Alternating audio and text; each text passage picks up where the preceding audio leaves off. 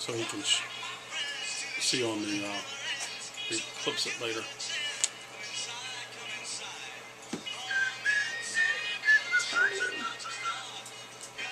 Just realized I didn't put my...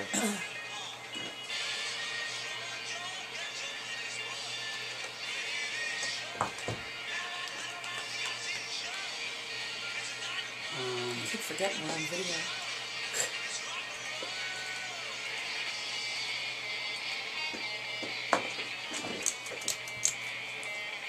We are the Town, AM 1530, FM 102.3, WCTR. I'm Keith Thompson. We are back. It is Talk of the Towns, as we have Delegate Mike Smigiel and Andy Maroney joining us. And you have to send me the link to the 3rd District. That I have seen pictures, Hubble Space Telescope pictures of formless blobs that have more form than this. We have a painting that was done by our cat we have on a refrigerator that has more form than this. I'm not sure what that looks like. It looks like a... it doesn't have to be pretty, but you should at least be able to look at it. It's supposed to be compact and uniform.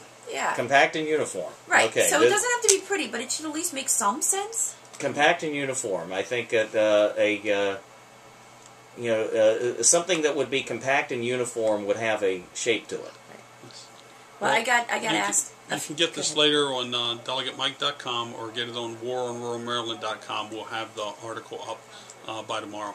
Okay, because that is bizarre looking to me. I was asked a couple of years ago. I've told you this story 100 times. When I was working on a congressional campaign, by the campaign manager to give him the boundaries for CD1, Congressional District 1, where we live. And at that point, it went into Anne Arundel County. Well, there was no way to give it to him. He's like, well, give it to me by streets. And I'm like, you don't understand. And because I was new to that level of campaigning, he just thought, oh, you don't know what you're talking about. And he's like, bring me the map. So I drove over and brought him the map. God bless his soul. I put the map up on the wall, and I said, now, I want to learn from this. Please explain to me how I should quantify this. And he looked and he goes, even then, it was nothing he could describe. He goes, I apologize. So I can't imagine what these poor folks have to do with the next, somebody doesn't know the exact boundaries or whatever, trying to describe that to somebody, because there's no rhyme or reason to it. It's not compact. It's not contiguous in some cases. It looks like at one point on this map that they have about half of the northern boundary of Baltimore that looks like it's maybe one street that connects 2 different segments. Yes. Is that an accurate description? Yes. Okay. One street?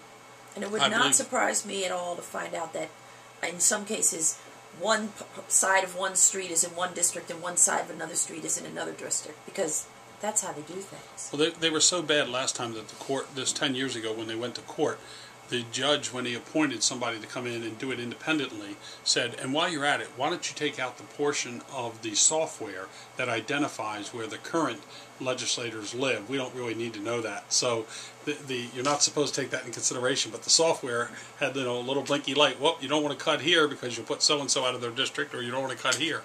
So it kind of takes away from the argument that you're doing it pursuant to the Constitution if you're making a part of the equation where the current legislators live.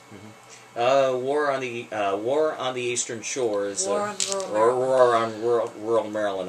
That's the latest things that you have up there, besides the gerrymandered map that will be up. Well, I'll be putting up. We had a war council yesterday in Annapolis.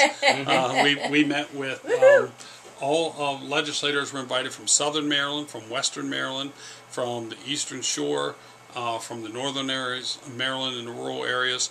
We had people from MML. We had people Mako, from Farm Bureau. Yes, the Farm Bureau, special interest groups that with regards to the Farm Bureau and other interest groups with respect to the rural areas. And we sat down and we went over the whole gestalt, look at the whole picture of what's going on with what the attacks that are coming from the O'Malley administration. And one of the things that O'Malley is doing, exactly what the president is doing, is usurping the authority of the legislature and saying, we're not going to go through the legislature and do this the way it should be done. I'm going to find ways to reinterpret 30-year-old laws and now interpret them that give me authority.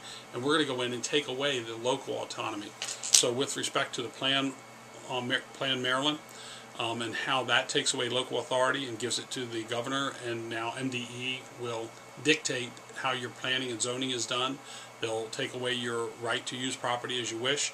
The septic laws that are being used and the